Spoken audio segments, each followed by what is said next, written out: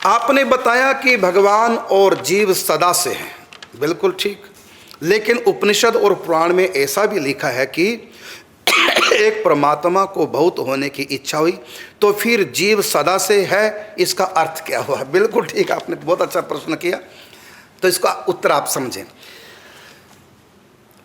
शास्त्र में लिखा कि एकोहम बहुश्यामा, और आपने हिंदी में लिख दिया कि मैं एक हूं बहुत हो जाऊं। तो एक भगवान थे, वही बहुत हुए हैं। तो पहले फिर आत्मा कहाँ थी? इसका अर्थ आत्मा तब भी थी जब भगवान एक थे, जब कुछ भी नहीं था सृष्टि में, तब भी आत्मा थी। कहाँ थी आत्मा? भगवान के अंदर, ब्रह्मा जी के अंदर थी, भगवान के अंदर थी सब आत्माएं। यहाँ तक कि प्रकृति, जब बाहर कुछ भी नहीं था तब भी प्रकृति थी। कहाँ थी? तो सब सिमट करके भगवान के अंदर लीन थी। तो कुछ नहीं रहा, सब कुछ भगवान के अंदर सिमट गया, मिटा कुछ नहीं। पूर्व जन्म की कोई आत्मा नहीं मरी और प्रकृति भी समाप्त नहीं हुई, सब सिमट करके भगवान के अंदर लीन हो गई, मिटी नहीं सिमटी। तो फिर एक ही रह गया, एक तत्व परमात्मा, बाकी बाहर कुछ भी नहीं।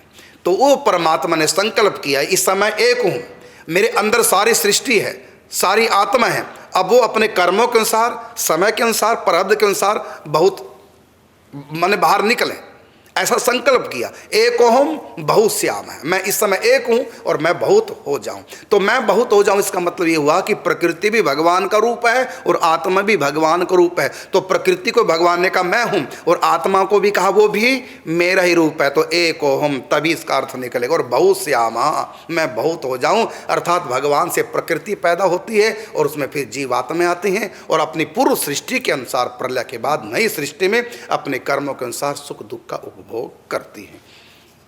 तो मैं जो कहता हूं कि आत्मा प्रकृति सदा से है, परमात्मा सदा से। और फिर आपने कहा कि पुराणों में, उपनिषदों में लिखा है कि एकोहम बहुश्यामः, तो इसका क्या अर्थ हुआ? तो अब आप समझ गए होंगे इसका अर्थ क्या हुआ।